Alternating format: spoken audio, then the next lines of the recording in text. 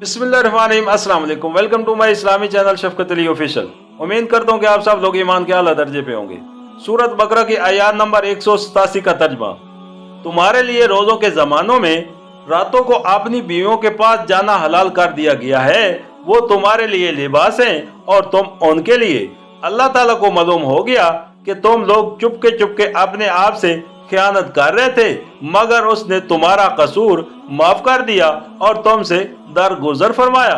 अब तुम अपनी बीवियों के साथ शबोबाशी करो और जो लफ्ज अल्लाह ताला ने तुम्हारे लिए जायज कर दिया है उसे हासिल करो। नेज़ा रातों को खाओ पियो यहाँ तक कि तुमको स्याही शब की धारी से सफीदा सुबह की धारी नुमाया नजर आ जाए। तब ये सब काम छोड़कर रात तक अपना रोजा पूरा करो। और जब तुम मस्जिदों में मुत्तफक हो तो बीवियों से मुबाशरत न करो। ये अल्लाह ताला की बंधी हुई हदें, उनके करीब न पटकना। उस तरह अल्लाह ताला अपने अहकाम लोगों के लिए बसारत बयान करता है। तवक्को है कि वो गलत रवैये से बचेंगे। सूरत बकरा आशिया नंबर 190। यानी जिस तरह लिबास और जिस्म के दरमियान कोई पर्दा नहीं रह सकता, बल्कि दोनों का बाहमी तल्लक व इत्तिसाल बिल्कुल गैर मुतवक्क होता है, उसी तरह तुम्हारा और तुम्हारी बीवियों का तल्लक भी है। सूरत बकरा आशिया नंबर 191। इब्तदा में अगरचे इस किस्म का कोई साफ हुक्म मौजूद न था कि रमजान की रातों में कोई शख्स अपनी बीवी से मुबाशरत न करे, लेकिन लोग अपनी जगह यही समझते थे कि ऐसा करना जायज नहीं है। फिर उसके नाजायज या मकरूह होने का ख्याल दिल में लिए हुए बसा औकात अपनी बीवियों के पास चले जाते थे। ये गोया अपने ज़मीर के साथ खयानत का इर्तिकाब था और उससे अंदेशा था कि एक मुजरमाना और गुनहगाराना ज़िहाद उनके अंदर परविश पाती रहेगी। इसलिए अल्लाह ताला ने पहले इस खयानत पर तनबीह फरमाई और फिर इरशाद फरमाया, ये फेल तुम्हारे लिए जायज है, लिहाजा अब इसे बुरा फेल समझते हुए न करो, बल्कि अल्लाह ताला की इजाजत से फायदा उठाते हुए कल्ब व ज़मीर की पूरी तहारत के साथ करो। सूरत बकरा आशिया नंबर 192। इस बारे में भी लोग इब्तदाए गलत फहमी में थे। किसी का ख्याल था कि इशा की नमाज पढ़ने के बाद से खाना पीना हराम हो जाता है, और कोई ये समझता था रात को जब तक इंसान जाग रहा हो खा पी सकता है, जहाँ सो गया फिर दोबारा उठकर वो कुछ नहीं खा सकता।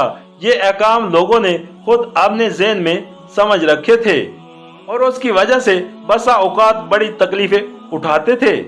और उस आयत में इन्हीं गलत फहमी को रफा किया गया है। उसमें रोजे की हद तलू फजर से लेकर गरूब आफ्ताब तक मुकर्रर कर दी गई और गरूब आफ्ताब से तलू फजर तक रात भर खाने पीने और मुबाशरत करने के लिए आज़ादी दे दी गई। इसके साथ नबी करीम सल्लल्लाहु अलैहि वसल्लम ने सहरी का कायदा मुकर्रर फरमा दिया ताकि तलू फजर से ऐन पहले इंसान अच्छी तरह खा पी ले। सूरत बकरा आशिया नंबर 193। इस्लाम ने अपनी इबादत के लिए औकात का वो मियार मुकर्रर किया है जिससे दुनिया में हर वक्त हर मर्तबा तमदन लोग हर जगह औकात की तयन कर सकें। वो घड़ियों के लिहाज से वक्त मुकर्रर करने की बजाय उन असार के लिहाज से वक्त मुकर्रर करता है जो आफाक में नुमाया नजर आते हैं।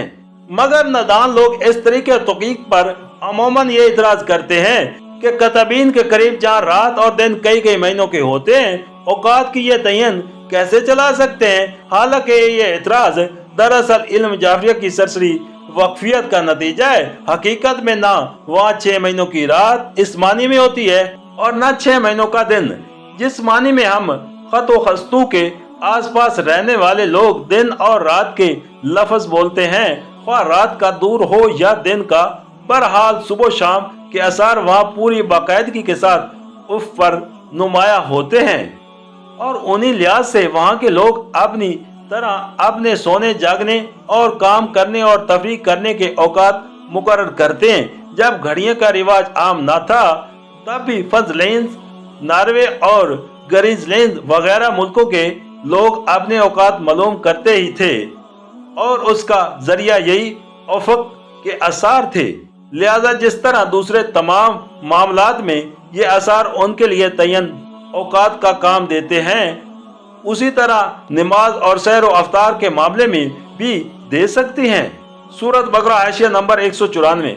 रात तक रोजा पूरा करने से मुराद ये है कि जहाँ रात की सरहद शुरू होती है वहीं तुम्हारे रोजे की सरहद खत्म हो जाए, और ज़ाहिर है कि रात की सरहद गरूब आफ्ताब से शुरू होती है, लिहाजा गरूब आफ्ताब ही के साथ अफ्तार कर लेना चाहिए। सैर और अफ्तार की सही अलामत यह है कि जब रात के आखिरी हिस्से में उफक के मशरकी किनारे पर सफेद सुबह की बारीक सी धारी नमूदार होकर ऊपर बढ़ने लगे तो सहरी का वक्त खत्म हो जाता है, और जब दिन के आखिरी हिस्से में मशरक की जाने से रात की स्याही बुलंद होती नजर आए तो अफ्तार का वक्त आ जाता है। आजकल लोग सहरी और अफ्तार दोनों के मामले शिद्दत इख्तियार की बिना पर कुछ बेजा तशद्दुद बरतने लगे हैं, मगर शरीयत ने इन दोनों औकात की कोई ऐसी हदबंदी नहीं की है जिससे चंद सेकंड या चंद मिनट इधर उधर हो जाने से इंसान का रोजा खराब हो जाता हो। सैर में स्याही शब से सफेदा सैर का नमूदार होना अच्छी खासी गुंजाइश अपने अंदर रखता है, और एक शख्स के लिए ये बिल्कुल सही है कि अगर ऐन तुलू फजर के वक्त उसकी आंख खुली हो तो वो जल्दी से उठकर कुछ खा पी ले। हदीस में आता है कि फरमाया, अगर तुम में से कोई शख्स सहरी खा रहा हो और अजान की आवाज आ जाए तो फौरन छोड़ न दे बल्कि अपनी हाजत पर खा पी ले। उसी तरह अफ्तार के वक्त भी गरूब आफ्ताब के बाद ख्वाह मखा दिन की रोशनी खत्म होने का इंतजार करते रहने की कोई जरूरत नहीं। नबी करीम सल्लल्लाहु अलैहि वसल्लम सूरज डूबते ही बलाल को अजान देते थे कि लाओ हमारी शरबत।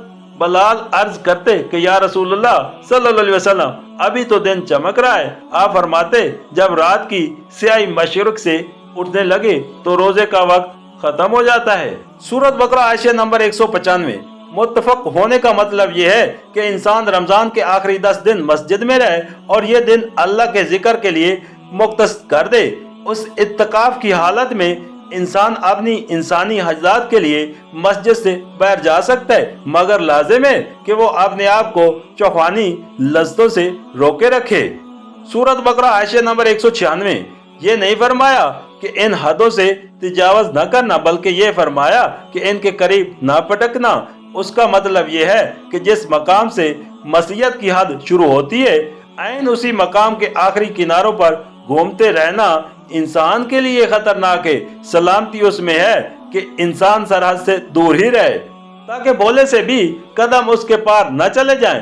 यही मजमून उस हदीस में बयान हुआ है जिसमें नबी करीम सल्लल्लाहु अलैहि वसल्लम ने फरमाया कि अरबी जबान में हिमा उस चरवाह को कहते हैं जिसे कोई रईस या बादशाह पब्लिक के लिए ममनुआ कर देता है। इस इस्तेहाल को इस्तेमाल करते हुए नबी करीम सल्लल्लाहु अलैहि वसल्लम फरमाते हैं कि हर बादशाह की एक हिमा होती है और अल्लाह ताला की हिमा इसकी वो हदें हैं जिनसे उसने हराम व हलाल और तायत व मसीयत का फर्क कायम किया है। जो जानवर हिमा के गिर्द ही चरता रहेगा हो सकता है कि एक रोज वो हिमा के अंदर दाखिल हो जाए। अफसोस है कि बहुत से लोग जो शरीयत की रूह से नावाकिफ हैं हमेशा इजाजत की आखिरी हदों तक ही जाने पर इसरार करते हैं, और बहुत से उलमा मशैख भी उसी गर्ज के लिए सिंधे ढूंढ ढूंढ कर जवाज की आखिरी हदें उन्हें बताया करते हैं ताकि वो इस बारीक खत इम्तियाज ही पर घूमते रहें जहाँ इताअत और मसीयत के दरमियान माज बाल बराबर फैसला रह जाता है।